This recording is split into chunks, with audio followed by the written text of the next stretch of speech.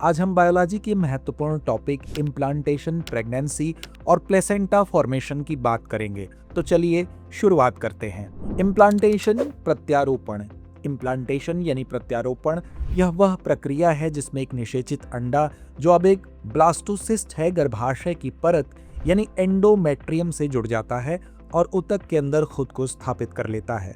यह महत्वपूर्ण चरण गर्भावस्था की शुरुआत का प्रतीक है और अंडोत्सर्ग के लगभग 6 से 12 दिन बाद होता है।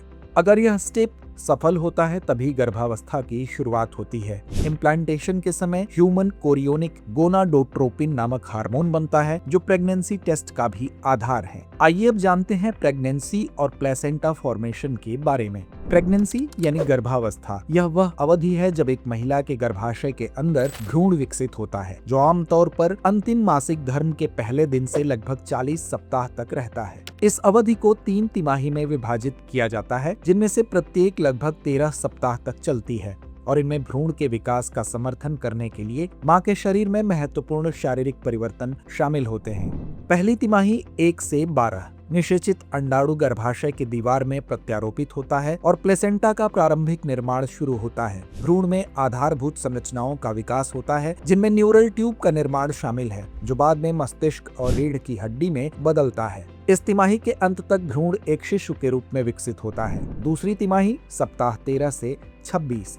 इस समय में भ्रूण का विकास तेजी से होता है। शिशु के चेहरे और अंग स्पष्ट रूप से विकसित होते हैं। इस तिमाही के अंत तक गर्भपात का जोखिम कम हो जाता है। तीसरी तिमाही सप्ताह 27 से 40। यह अंतिम चरण होता है, जिसमें भ्रूण का विकास और तेजी से होता है। शिशु वजन बढ़ाता है और अंगों की परिपक्वता पूरी होती है। साथ ही जन्म के लिए तैयारियां भी शुरू होती हैं। आइए अब जानते हैं प्लेसेंटा फॉर्मेशन यानी प्लेसेंटा के निर्माण के बारे में। प्लेसेंटा एक अत्यंत महत्वपूर्ण अंग है, जो गर्भावस्था के दौरान विकसित होता है और भ्रूण के विकास और वृद्धि में सहायता करता है। यह मां और भ्रूण के बीच पोषक तत्वों, गैसों और अपशिष्ट उत्पादों का आदान प्रदान करने का कार्य करता है। आइए जानते हैं प्लेसेंटा के निर्माण की प्रक्रिया को। पहला, निषेचन और प्रारंभिक विकास। निषेचन के बाद अंडाणु विभाजित होकर ब्लास्टोसिस्ट में बदलता है। ब्लास्टोसिस्ट गर्भाशय की दीवार से जुड़ता है और यह प्रत्यारोपण की शुरुआत होती है।